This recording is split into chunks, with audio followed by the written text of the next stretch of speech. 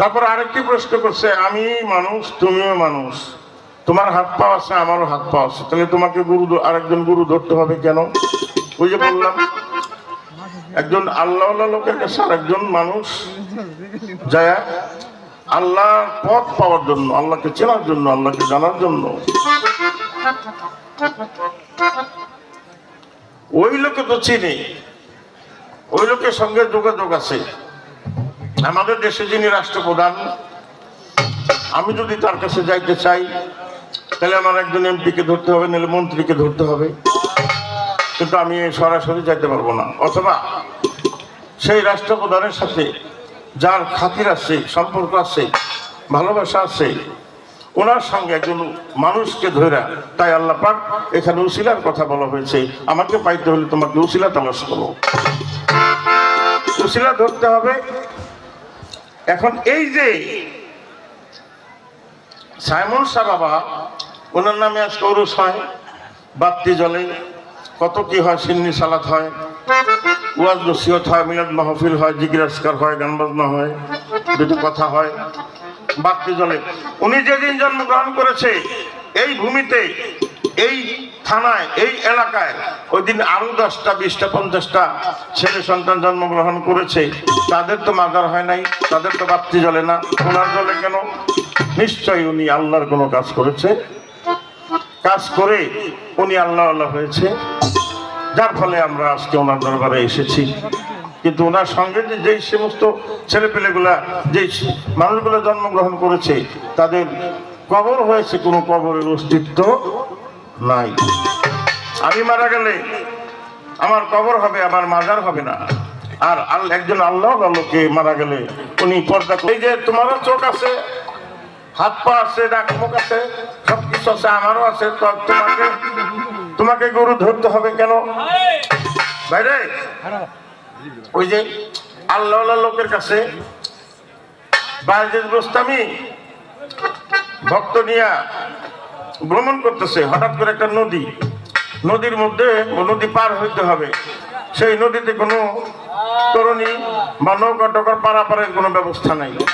ভক্ত গুরু বাবা আমি কি করুন, এই পার হবো কেমনি? এক কাম কর, তুই আমাকে এইভাবে জাবড়ায় ধর, লেটকায় ধর, ধৈরা ছোট ধৈরা চোখ বন্ধ কর, চোখ বন্ধ করে বল ইয়া বায়েজিদ ইয়া বায়েজিদ ইয়া বায়েজিদ। ধৈরা চোখ বন্ধ করিস আর বায়েজিদ বায়েজিদ করতে থাক। এখন ভক্তকে নিয়ে বায়েজিদ বোস্তামি নদীর পানির উপর হাইটা উপরে যেতেছে, ভক্ত চিন্তা করতেছে, আর এদিকে বায়েজিদ বোস্তামি নিজে আল্লাহ আল্লাহ করতেছে, ইয়া আল্লাহ ইয়া আল্লাহ ইয়া আল্লাহ। বায়েজিদ গুরু কইতেছে আল্লাহ আল্লাহ। ভক্ত চিন্তা করে যে আমি গুরু কইতেছে আল্লাহ আল্লাহ, আমি বায়েজিদ করতেছি, ব্যাপারটা কি? তো উনি বায়েজিদের নাম ত্যাগ করে আল্লাহর নাম জপতেছে, আর আস্তে আস্তে নিচের দিকে পানিতে ডুবে যেতেছে।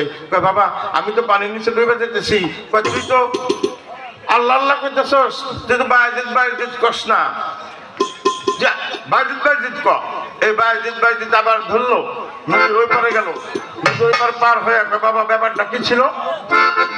ব্যাপারটা ছিল আল্লাহর সাথে আমার ভালোবাসা, পরিচয়, জানা শোনা, মহব্বত, তার সাথে আমার সম্পর্ক।